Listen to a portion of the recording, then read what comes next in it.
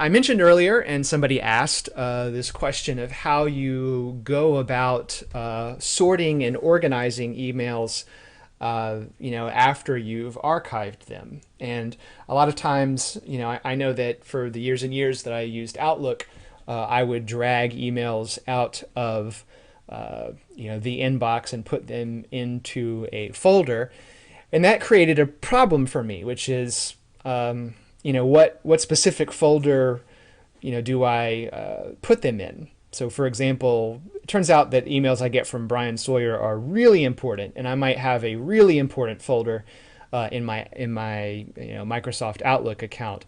But I might also have an O'Reilly folder, and so I know that Brian's an O'Reilly guy, but I know everything I get from him is really important. So, which folder do I put them in? Because one email can only go into one folder. Depending on the email service that you've used, you may have sort of you may have dealt with confronted this problem or in one way or another.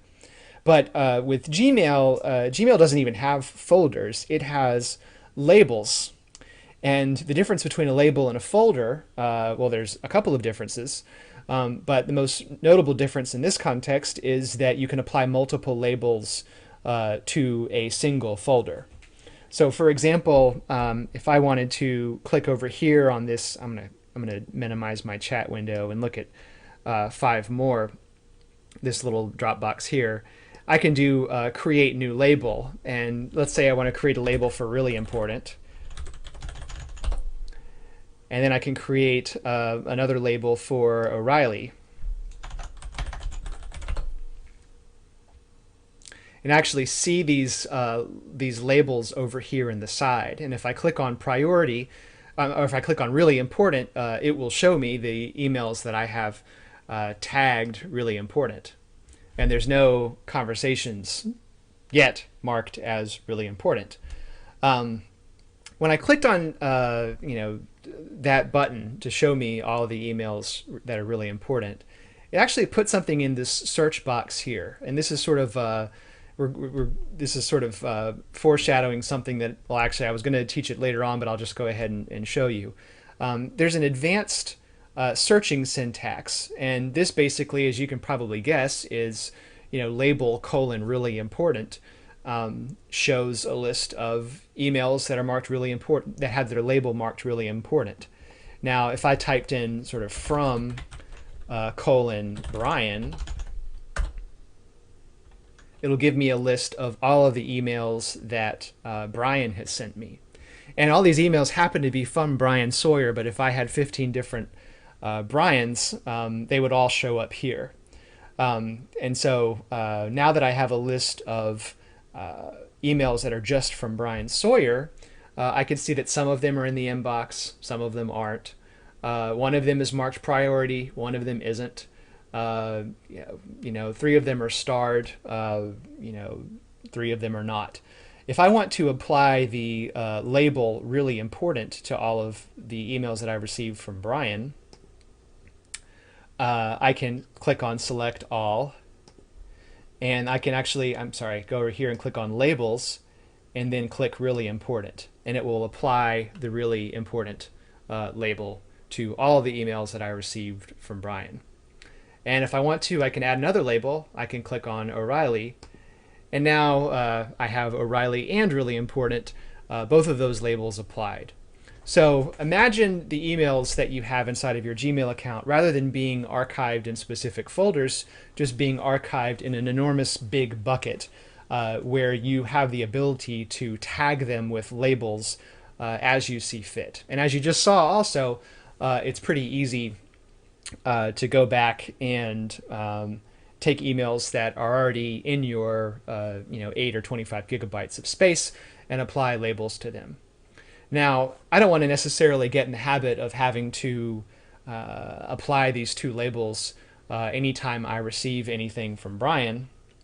So I'll just click on create filter, and I can use a filter to apply labels automatically. Brian, after I've created this filter, I'd like for you to send me another email. And so if I just say from Brian, this is the search criteria. So basically any email that I get that are in fact from Brian, not just Brian Sawyer, but any Brian, just because we're going to keep things simple. I can run a test search, and that'll show me that that same list I saw previously. We're going to create another filter in a second. I'll show you some more of these options. If I go to next step, I can tell it to apply the label O'Reilly. And it won't actually let me, I'm going to have to create a second filter to apply the label really important also. But let's say I always want it marked as important, and I always want it starred if I get an email from Brian, and I want the label O'Reilly applied.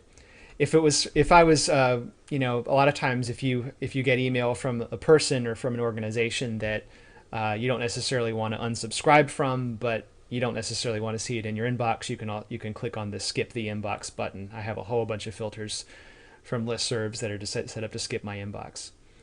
So, you know, and I'll apply the filter, those elements to Brian Sawyer. So if I create a filter, I have this filter from Brian. You can see it under my settings filters tab. I also want to create a filter that applies the label really important. So I'm just going to go back through this again and go through next step, and I'll just apply the label really important, and all the other elements are taken care of, so I don't have to worry about that. So now when I get anything from Brian, all of these things are going to happen to that specific email. So Brian, why don't you go ahead and send me another email? Oh, you did it immediately. Okay. Is that right? Yes, 1:46 p.m. So you can see you got the star, you got the important tag, you have O'Reilly, and you have really important. So let's say, just to keep harping on Brian, let's create another filter, and here's where I'm going to ask you guys to send me an email. Let's say if I get an email with the subject line that says Brian Sawyer, I want to, let's just say, I want all of those marked O'Reilly, and actually don't want any of those ever marked as important, because what comes from Brian's important, but what people are saying is Brian is not necessarily important. Let's just say. I can create this filter.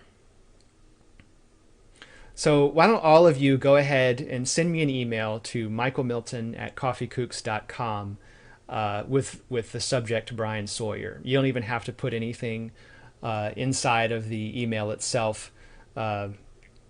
Basically, you know, it's not actually the filter that I created isn't necessarily going to.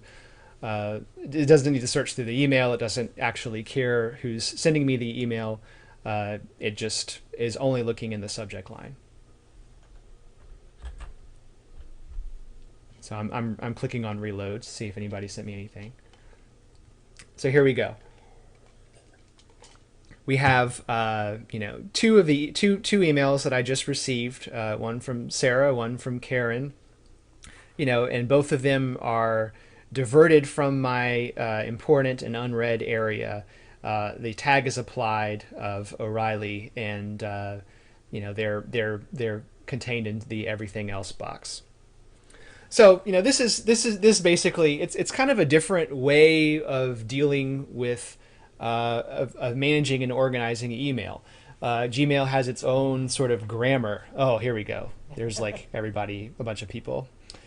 And also have you noticed, like Lisa at healingthroughstory.com, she's not even in my Google Apps domain, so it doesn't necessarily matter that, you know, as I said a moment ago, where the emails are coming from.